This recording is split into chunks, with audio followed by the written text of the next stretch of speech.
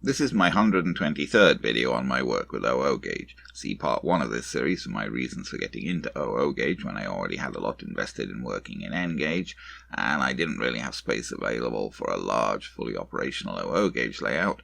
Also see my lengthy series on my N gauge railway modelling for smaller and more complex scenery and smaller scale trains running. This part is about railway cranes, specifically about 3 OO gauge models of railway cranes that I bought over the last year or so, with demonstration and running.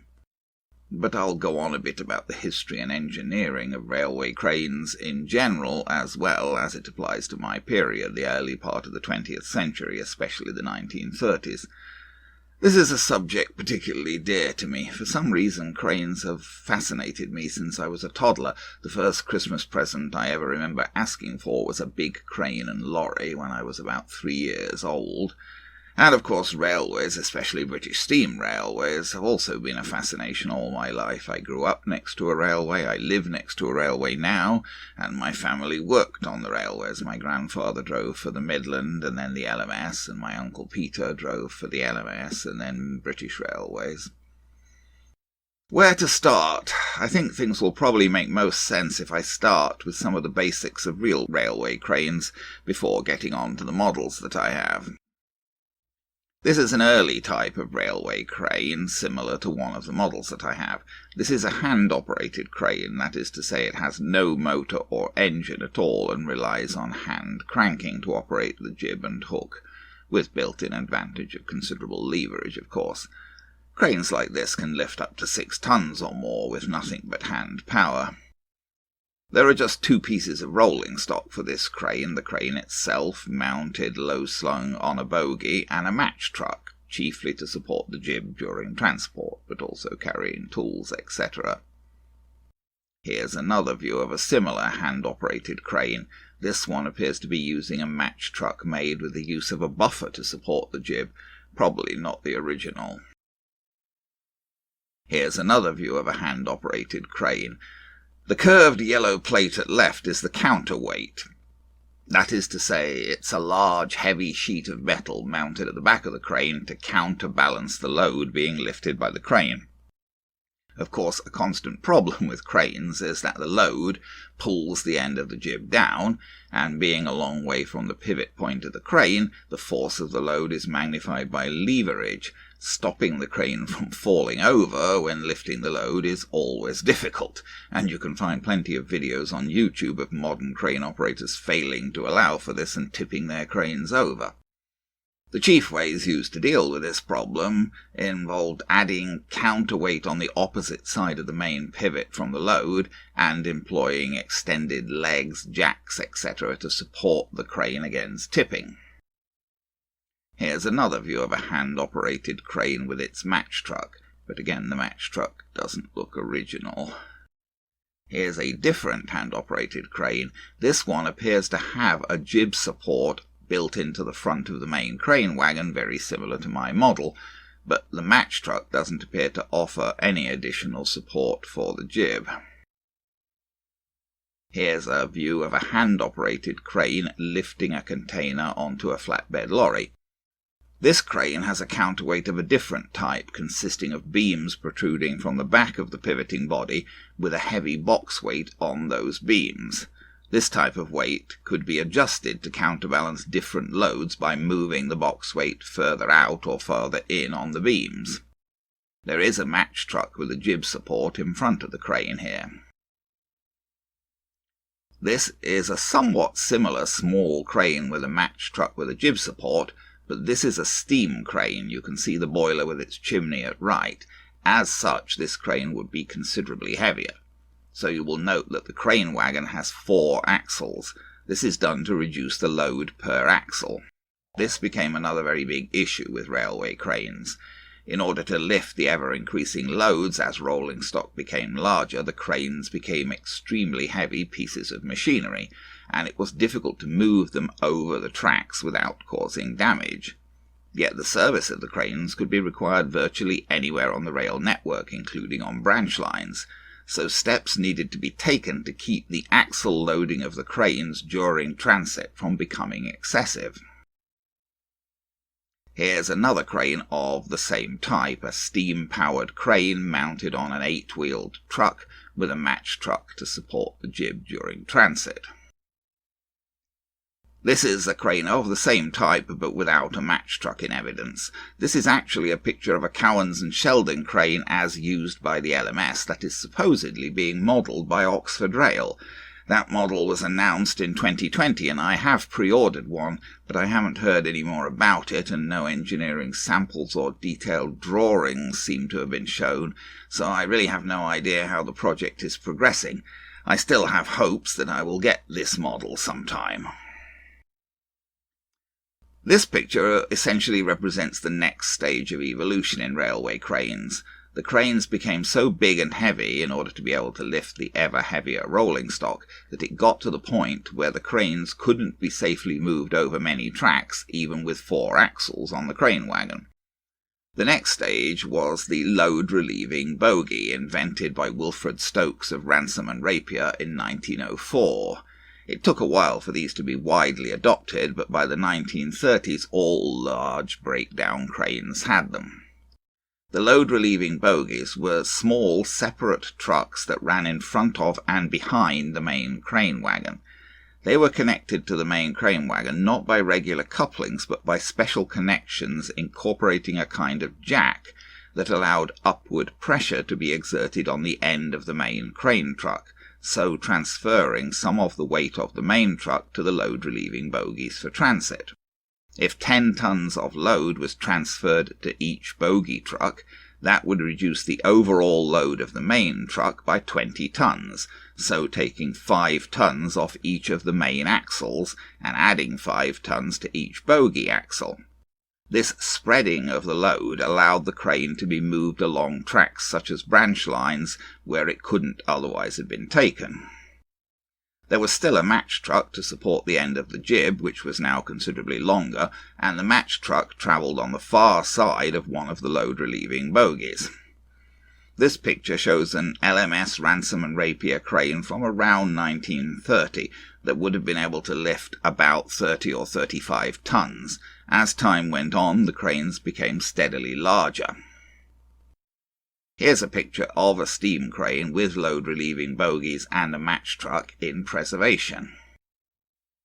Another picture of a different preserved crane. Several of the heritage railways have large steam cranes like this in operating condition and still use them. Here's a close-up of one type of load-relieving bogie. The jackable connection to the main crane wagon is seen at left. There would normally be a cover over the gear at the centre of the wagon, but this has been removed. The jacking of the weight would be accomplished by turning the spokes at top right by hand. The white indicator underneath the spokes is to show how much load has been taken, showing of course none in this picture. Here is a picture of one of the first cranes to be equipped with load-relieving bogies intended for a railway in India.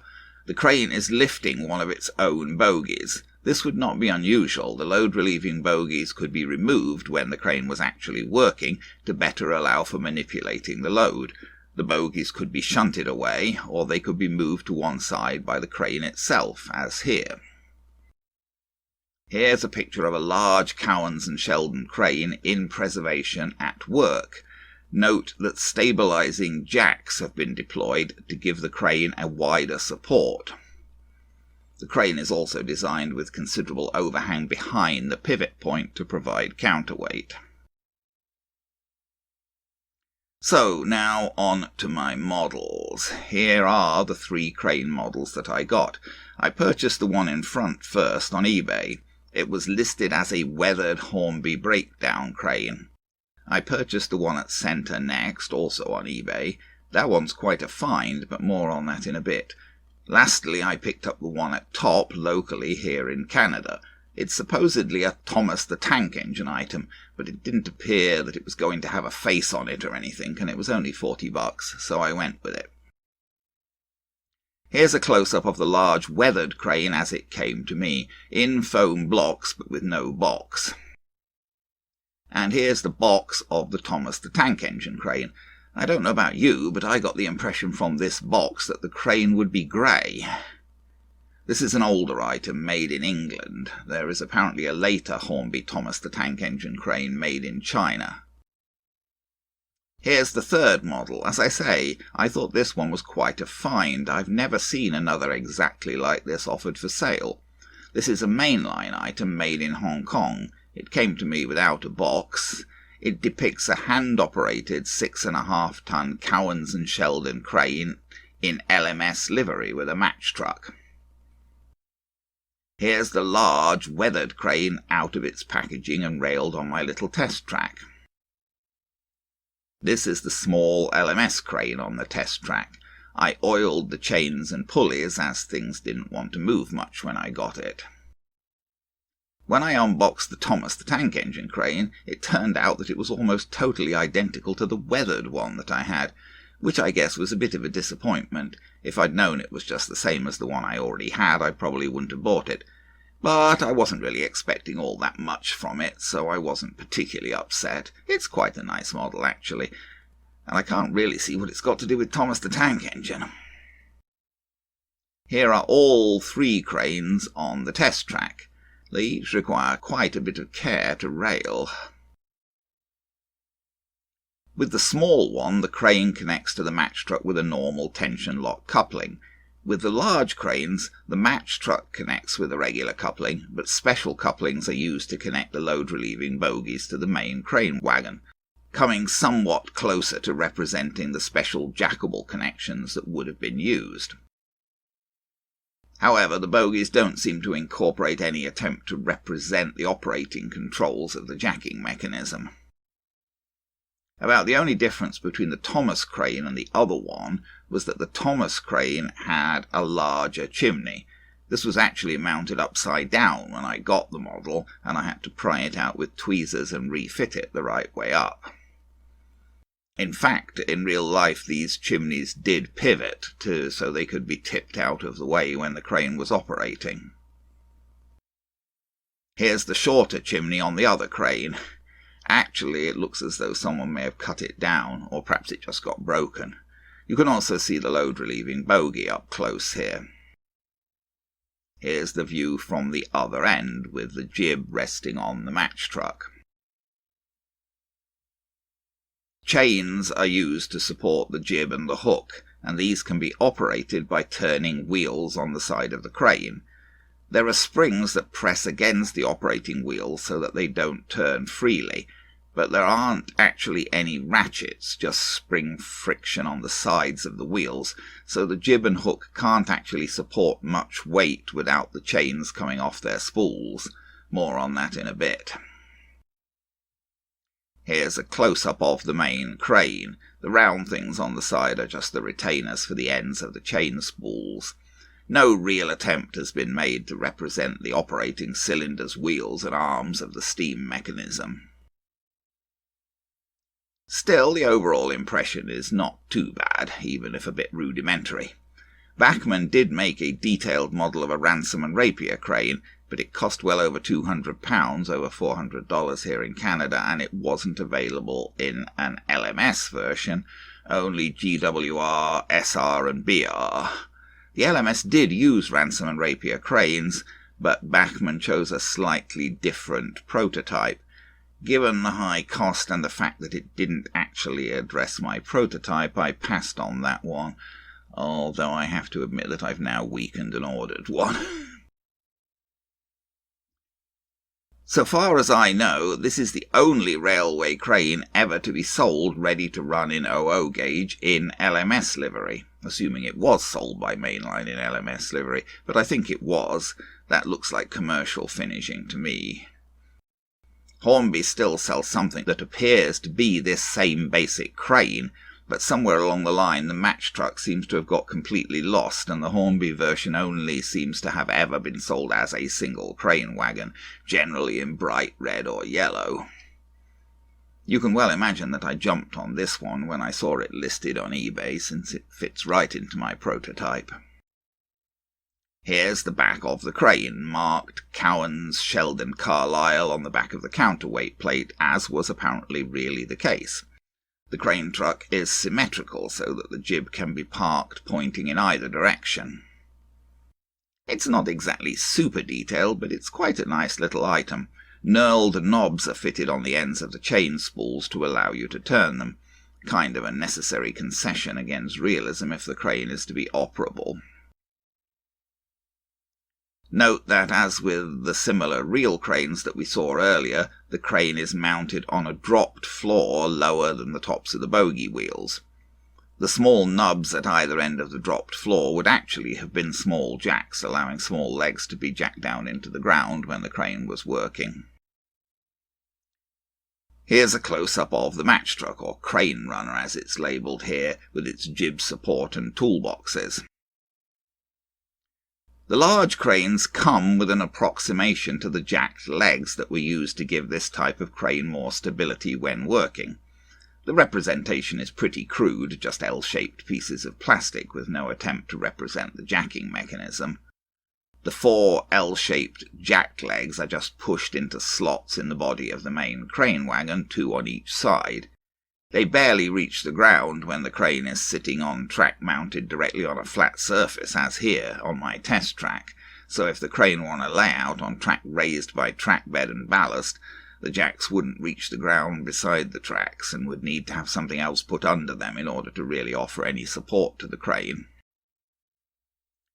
With the track mounted directly on a flat surface, the jack legs do allow the crane to be rotated without its wagon tipping over. I tried the jack legs in both of the large cranes that I had. Being loose items, the jack legs often seem to get lost, but both of my large cranes came with all 4 legs.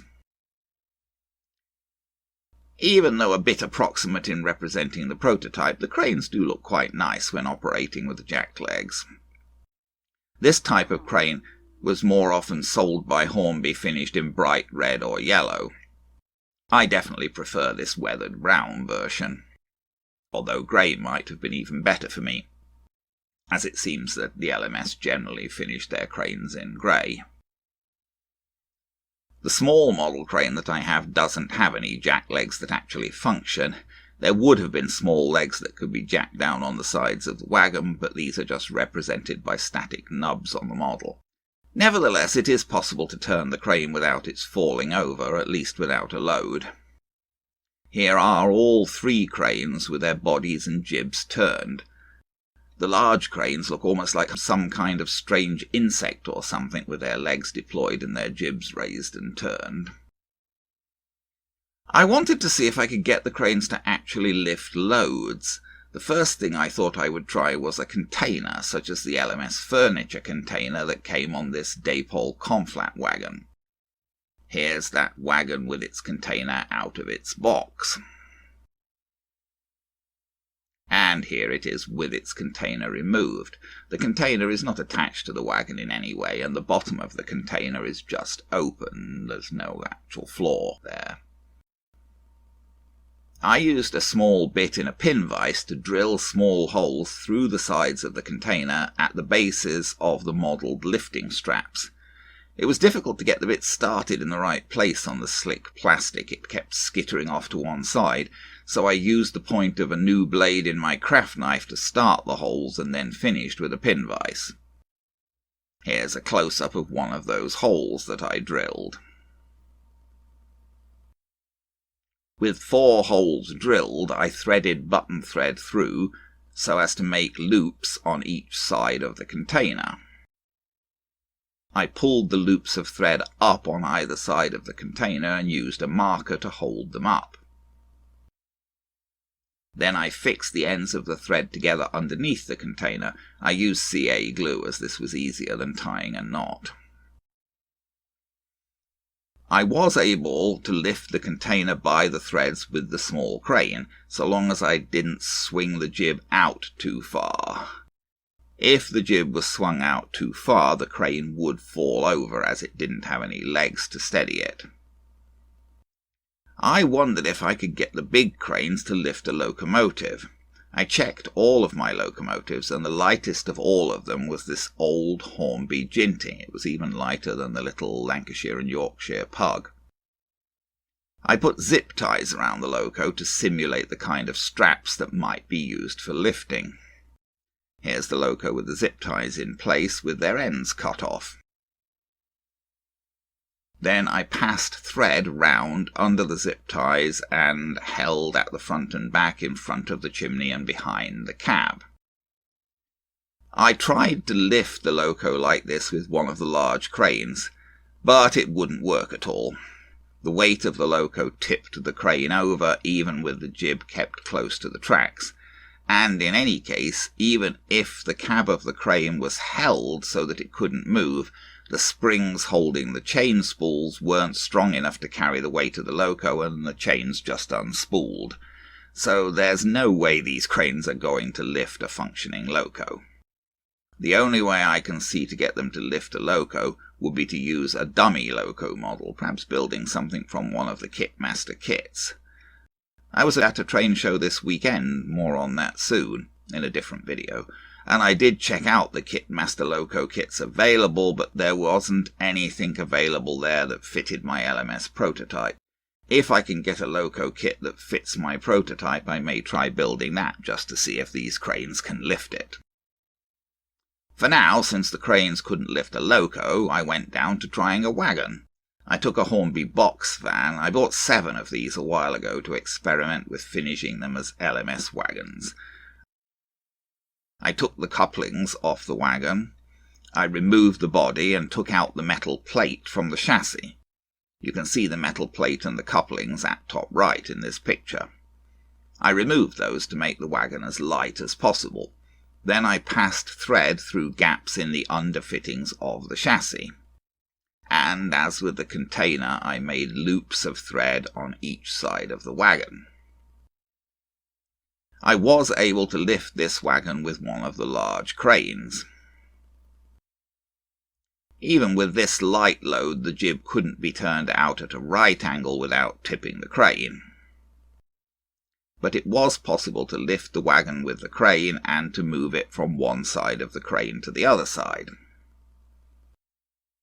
So now let's see some video of these cranes running on my Hornby layout.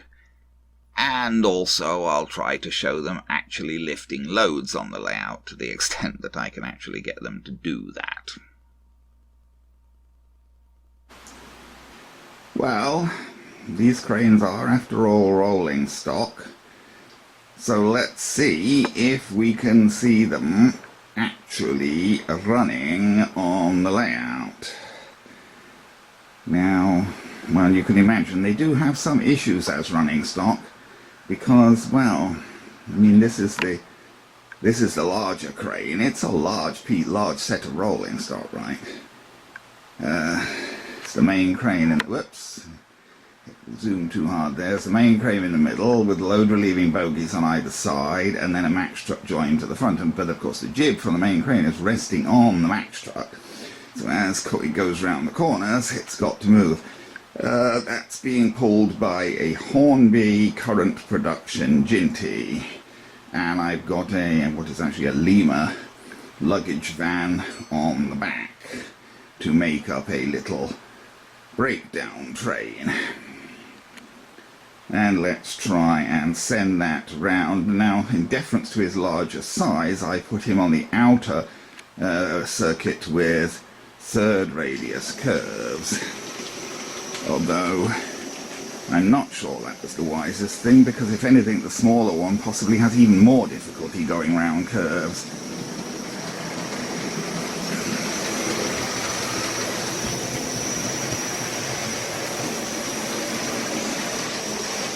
I'll try and see if you'll see as he goes round the curve, the jib has to move quite well.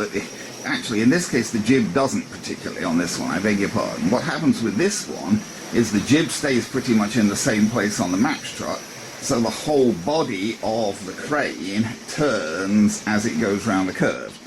See, the body of the crane is now lined up with the truck, and as it goes round the curve, see how the body of the crane turns on its base? And that's how that one gets round the curves. It's got a very long jib. But what happens is the whole crane just turns on its base as it goes round the corners. So it does actually run round. That gets rid of the problem of the crane, of the jib resting on the match truck. So it actually gets round pretty well without a lot of a problem, surprisingly enough. This Ginty has some problems. It's a fairly short loco, the Ginty, so it has some problems getting over the points. It hesitates a bit over the points, the Ginty, but anyway. Now I'm going to try and change handhelds. I'm trying to pick up the Walkabout, the Morley Walkabout controller for the other line, where I've got a Bachmann Ginty with the handheld Cowans and the hand-operated Cowans and Sheldon crane, and I've just got a brake truck behind that. And we'll see how we can make that go. Famous last words. It's not going at all. Why is it not going? Oh, I don't know. Just because probably it needs a poke. Yep. Why is it? Sometimes locos just need a poke. This has actually never been a very good run at this Bachmann Ginty. I don't know. Just...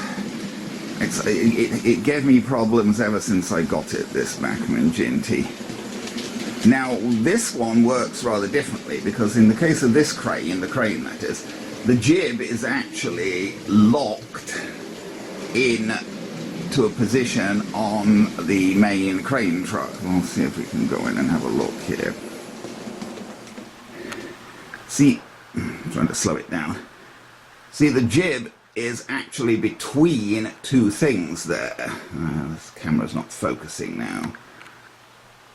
But the jib, so the jib cannot turn because it is between, it has things on either side of it on the truck.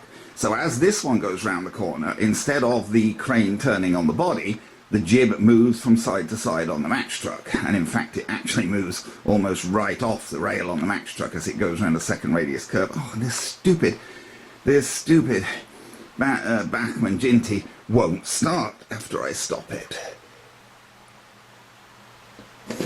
Yeah. Every time I have to get that Bachmann Ginty a push to get it to start every time. Great engine on the railway, won't start unless you give it a push. Now, I'll try and bring him around somewhat slowly here. You can see how the jib is almost moving right off the match truck as it goes round the corner. Because, as I say, the body of the crane cannot turn on its base. So, because the body of the crane cannot turn, what has to happen is that the jib moves right over to one side on the match truck.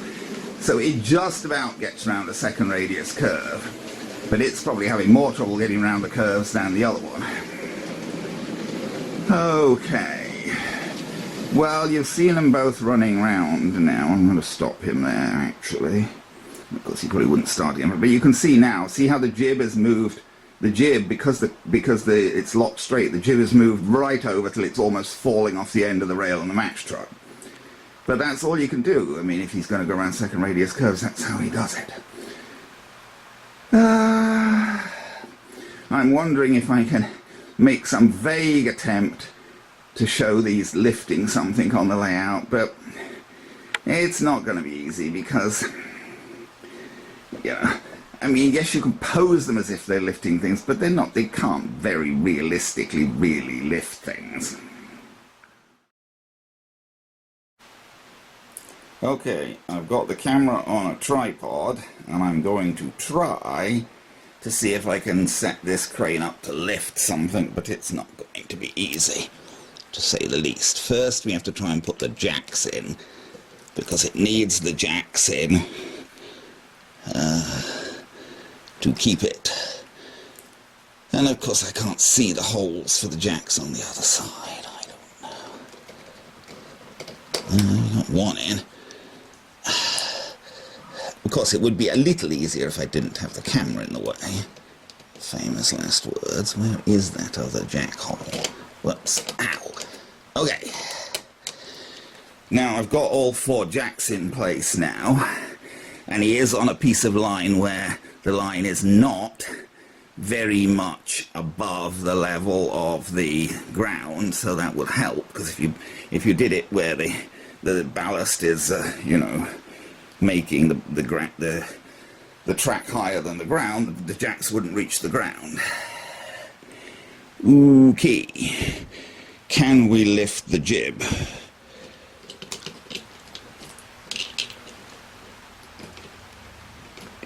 So there we go, we've lifted the jib. Whew. Now, is there any way that we're actually going to be able to... It's really difficult to do. I'm trying to lower the hook now, because it doesn't actually lower. As you can see, I mean, it's one thing saying this is an operating crane, but actually trying to in any meaningful way operate it is kind of ludicrous. You can sort of, as I say, you can sort of pose it as if it's operating, but to actually make it operate is another matter. If your hands probably need to be steadier than mine as well.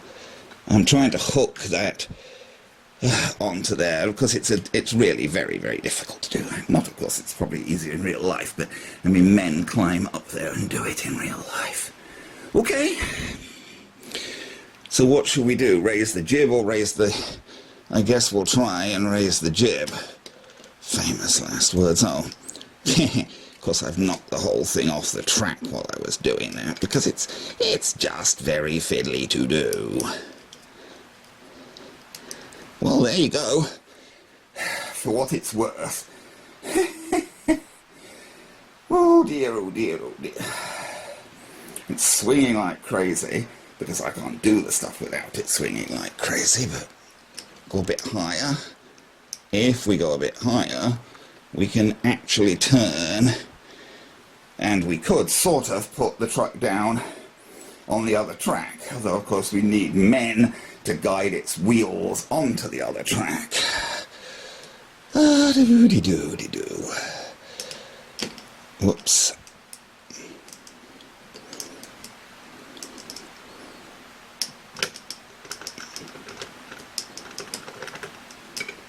There you go.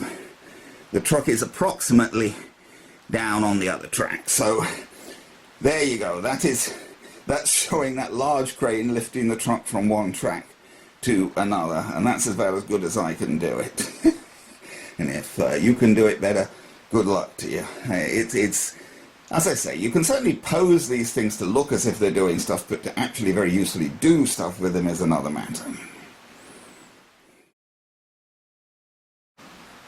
Okay, now I'm going to push my luck and see if I can demonstrate the other crane picking something up. Now, he doesn't have jacks. He should really have jacks. I think those things are actually supposed to be jacks, really. But, of course, they don't actually operate on him, so...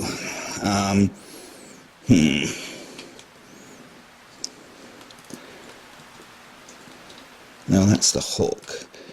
I want to pull... Whoops. I've got my hook caught on my match truck. My hook is trying to lift the match truck. There. Okay. Should be able to turn him now. I don't know whether you can actually see anything, because my hands are probably getting in the way. Well...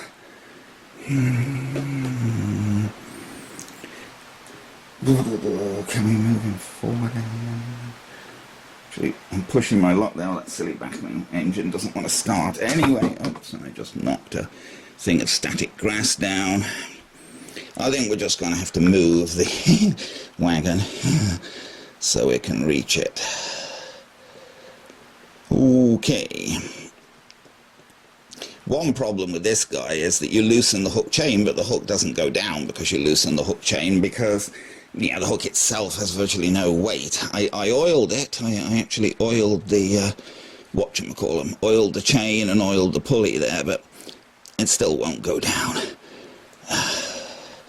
See, now I've got to do the hooking up thing that the guys would do, and it's very difficult to do. I can't lift it unless I can hook it properly. Woohoo!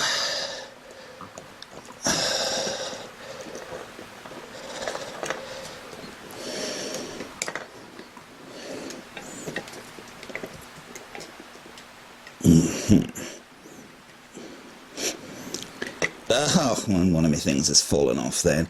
See, it's very hard to do. Because I can't really...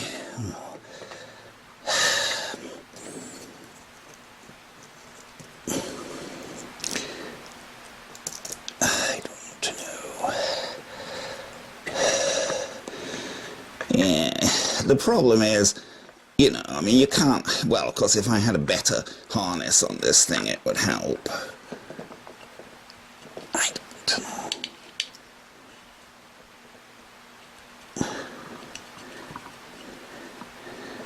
Nah, I mean, it's just very, very difficult to get the thread over the hook.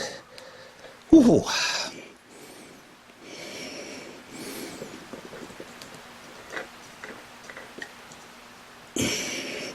And then it's not balanced, and I try and balance it and it'll fall off again. Well, what can you do? I mean, as I say, that's about all I can do, and of course if I swing it out too far, the whole crane will fall over anyway because of the weight of the thing. The crane can't deal, because it has no jacks or anything holding it, it can't deal. It's come off the rails now as well. The crane can't deal with the weight being very far over to the side without falling over. Anyway, that's about all I can do, I think. It's, you know, there's a limit, as I say, to how much you can practically use these for lifting things, but if you work at it, you can sort of pose them so they look as if they're lifting things. Postscript. I picked up another crane, this old Hornby Doublo item, at the train show this past weekend. I'm not sure how wise a purchase this was. This model needs some serious restoration, and some parts are just missing. Only 2 of the 4 jack legs are present, and I don't know whether I'll be able to make convincing new ones. And the crane's hook is also missing. I think I should be able to fabricate something reasonably effective for that. The crane also needs to be re-rigged. In some ways, this old version is better modelled than the later Hornby cranes. There is at least some approximation to a modelling of the steam cylinder, even if it isn't terribly convincing. This model is also made entirely of metal, so it's a lot heavier than the later, mostly plastic models. We shall have to see if that helps it to lift things. Pretty clearly, the bogie at bottom right with the jacks on it doesn't match with the rest of the model, apart from the fact that its paint is much brighter. It also uses a later style of plastic simplex coupling, whereas the other bogie and the match truck have the earlier metal type of simplex coupling. Anyway, this crane may feature in a future video. I'll see how I get on with it.